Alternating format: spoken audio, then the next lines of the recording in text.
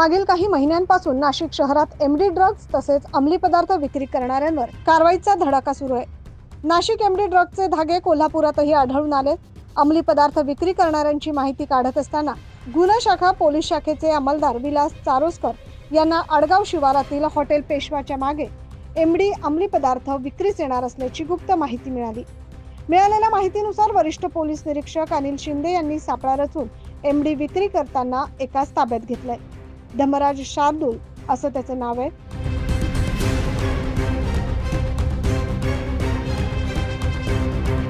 पोलिसांनी त्याची कसून चौकशी केली असता त्याने एमडी विक्री करत असल्याची कबुली दिली आहे। सदर इस्माकडून तब्बल 87,500 रुपयांचा मुद्देमाल हस्तगत करण्यात आला।